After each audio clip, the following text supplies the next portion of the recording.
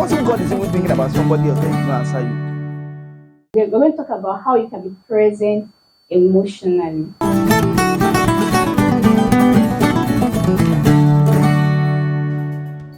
I think this is quite a sensitive one because I think a lot of people they are married but they still feel very alone when it comes to their emotional frame. Like they still feel lonely.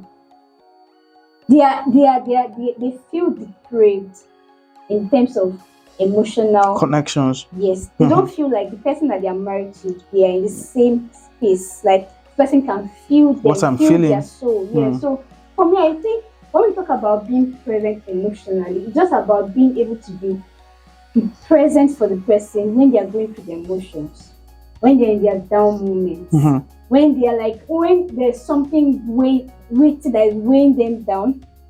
Being able, even if you're not the one having that experience, being able to share that emotional space, almost more like being empathetic enough to feel what this person must be going through. Yeah. And letting them understand that I feel you, I get like you. Do you know what that means? There was a time, sorry, let me just share this experience. Something happened to me a few days ago. And when I had to talk to my friend about it, you know one thing I was looking out for? I wanted to see whether she would understand what was going on with me and made me behave the way I did. Of course, what I did was not necessarily was not something praiseworthy. It was not something that was like you know, say, let me clap for you. I knew she was still going to come back to like remind me and say, oh, this I didn't cry. But you know, the first thing she said when she heard the voice note was, I feel you. I understand what you are experiencing. And that line alone, it was so comforting. The fact that somebody understood where I was emotionally, that led you. So if I'm lashing out on you, babe, if you have understood me well, you know that for my wife to be acting this way, there's something she's doing. So beyond the action, you are able to, you are seeing beyond what I've done to actually check, you're like peeping into my soul to say, when we make her either use this kind of language or act out this way, there's something wrong. So my friend was just like, babe, I feel you. And when she said I feel you, I was broken. So even if she was coming to still come back to like attack me, maybe not attack, but like correct me and say, the next time, don't do this. I already felt like this person was sharing the same space with me emotionally. So when we talk about being present emotionally, I think there is that part of you being able to see into their souls. Yeah.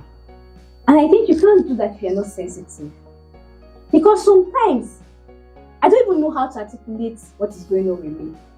And if you're asking me, babe, what's up? I can say, I'm not fine, I'm not feeling happy. I can't really give words to what I'm experiencing.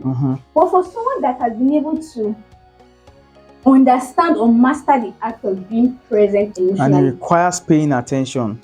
Yes. You pay attention, like you are studying. Yeah.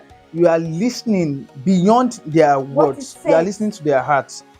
Where that thing is coming from. Yeah. So you can tell that. Look at their eyes and see that, not quiet. This is not the way you do. Yeah. So you know, being emotionally present is not something you just want to say. I feel you. It's beyond that. It's not by even when my friend said I feel. I knew that she was not just saying. She was not just saying I feel you. It's from a place of while she was listening, she was connecting, paying attention, opening up her heart to hear what you were saying that you were not saying. Do you understand? So that's how to be emotionally. That you're not saying yes. That these are the things that is that led me to, and I couldn't have helped myself. I had to, I had to do it this way, and the person could feel you and say, yeah, I feel you, I understand. It happens to the best of us. Comforting. So it requires paying attention, because if you don't pay attention, you will judge too quickly. And when you judge too quickly, you are not supposed to be in this place now. You should have grown past this. Let's leave this place now. We've talked about this before. You have disconnected that. That's what it is. You have lost them. That's what it is. They won't even come to you. Yeah. That matter. There are times that you feel like the person that is doing certain things should have outgrown certain things. Should do better. But you're not asking what made them you don't even know. If you listen very carefully, sometimes I'm not saying that you condone nonsense behavior. No, but when you listen, see if you are very, very skillful at listening in those things. When from their lines, you know that this person, You did not do this thing intentionally. So you'll be able to see where you can come in and help and at least provide support. Separate the action from the person. Right? You see the way we said that together. We said that together because it's very, very important. Understand this matter. So like this emotional being present is so key. Yeah. And then that's what I talk about. Yeah. So and then again, you know, beyond when they are down, when they are happy as well. Yeah. You want to feel like I'm happy. My wife is really, really happy for me. I'm not just, or she's coming to share something and say, see, they said this one. I got a new job, and you're saying, that's great, well done. You just rejoice for a second, and you moved on like everything. I can tell that this guy knows. Everything cannot be normal now. Somebody just shared a good news, something that is gladdening their hearts at the moment that you're feeling like you can just look for something to say, look for something to do. Can we toast to that? Can we share to that? Can we shake to that? Can we dance to that? Can we? You will dance. You know, you will do all this fun. Just create something to because they are that way. You can say that I should be this one. She's happy. I don't have to. My friend, you are joking. If somebody is happy and they are sharing, and you are the first person they are sharing that with, they are sharing, you know, telling you everything without holding back. It means that they are looking for that kind of. You are really happy for me. We are in this together. Yes. And they now come with that, and you're just doing like, oh, that's nice. Well done. I know you are a good person. You cannot get that, and see. It can be. You just feel like. You don't have to dance like Tayo. You don't have to dance like Tayo. You don't have to shout. You don't have to scream. But there's a response you are going to give with alongside your body language that this person will know that you are really there with them, or you just feel like it's one of those things that it has happened for you. God will do my own, that kind of a thing, or that's where you are. So it is important as well as when they are in their down moments, you know, when they are in their high moments too. It is important that you are there with them emotionally. You want to be able to feel what they are feeling. And that is important in a relationship. If it is missing, and there's something wrong. I mean, it almost gives that vibe of competition. Yeah. It almost gives that vibe of you are still thinking about just you. Yeah. It's a selfish person. Yeah. That be wondering what about me in a moment of rejoice. I was going to say something that people do, and this one is not even just about marriage, any relationship. So let's say I just had a bad experience. A typical example, let's say we are 5 of us, maybe 5 is too much. We are 3 friends, and one of us has a job, actively working. 2 of us have been looking for a job. You just got an appointment and it's the company of your dreams. But before that news came to you, I had just gotten a what do they call that breakfast meal, a regret email. So when they just send you an email, we regret to inform you. I don't know how the type those emails can be very hard-trained. Just with email, you have to just send now imagine, I'm trying to think a scenario. One of us already has a job, so that one is neutral. I am coming to share. We are in the same physical space. I'm coming to share, even if it's even over a call. I'm telling you, all of 3 or 2 of you, how I just got the regret email from Deloitte or any of those big companies, and I feel this way. I'm feeling sad. In the midst of that space, where like while we're still having that conversation, you already got your own news. An emotionally discerning person, an emotionally intelligent. I don't feel you can't be emotionally present without being emotionally intelligent. If you're not intelligent emotionally, you will not be present. So now imagine you sharing the good news about your job on that same call. You're not thinking about the other person. For real. You're not thinking about the other person. Obviously, we still celebrate with you that you got a job, but in this moment, you can hold on. I am mourning the fact that you can hold on. So I've seen people do that thing where the moment they have something to say, they're not scanning the environment. They're not trying to check. Someone just lost somebody that is there to them. You want to come and talk about how maybe you just got a. You're not thinking about this person is actually grieving at this time. Then you just feel that you can just put out that. I know that your own joy cannot be taken away. Somebody's joy was just taken away somehow. Needs more attention than you. Okay, even if I don't reject you, you got the job. You got the job. Has lost a job. That's what it is. I was going to say that fact. So even in other relationships, you have to be that sensitive that I have something going for me. I got a testimony or whatever. If this person is in a down moment, for me to show that I am there with them, it is not sensitive for me to bring that conversation around. Guys, I just got, and you know something that they are so lost that they are dancing happy.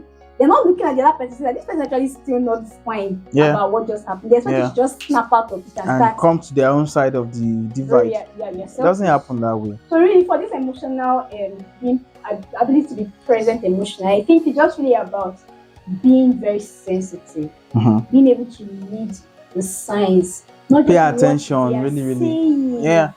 A lot of people are going through stuff, even in their marriages, that they will never tell their spouse about. And I don't feel, for me, if I have to tell you everything for you before I get it, it's exhausting. Yeah. I should be able to keep quiet, and you know that people has been unusually silent. 17 pages of fine. letters I've written to me without saying anything. And you should be able to say, okay, how can I get to understand what we're going on? Because even sometimes, I'll be honest, babe, I actually want to have this conversation, but I'm not in that space. I don't even want to talk about it. I don't know what to say. If you ask me, okay, what was really the problem? I can't tell you, this is where. Do you understand? So I am still trying to make sense. So if you're not able to really understand what it will be very difficult to have that conversation. Yeah. Oh, I'm going to a lot of passion, but I think it's something people are not conscious about. Please, you have to be present for your spouse emotionally. You have to be able to read their body language. You have to be able to see their eyes. There was a time Tiwa Ebele was saying something on a meeting I joined. She said something about people like that, her domestic staff. She can tell when this person is not joyful, this person is not fine.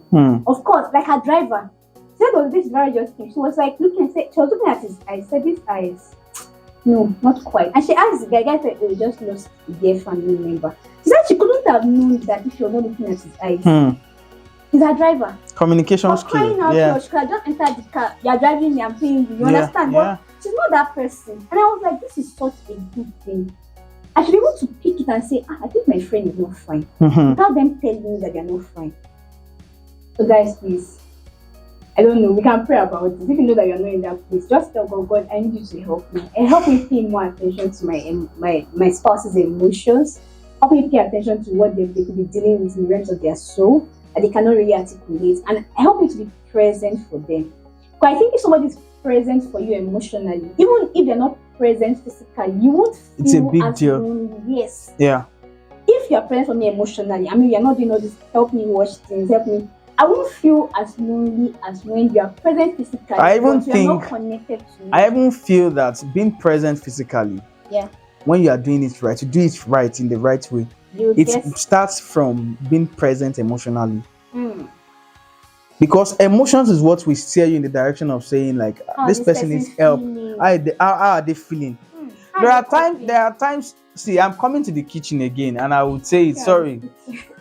There are times that you will be there. Sometimes I will just stand up and I will come. I'm working, but you've gone to do so. I'll just stand up and come. Just that I'm feeling overwhelmed. Yes, I can feel it where I am. Like, she needs help, and I'll just quickly say, what can I do? Let me quickly do something. And just that question, sometimes it doesn't even eventually do anything for me.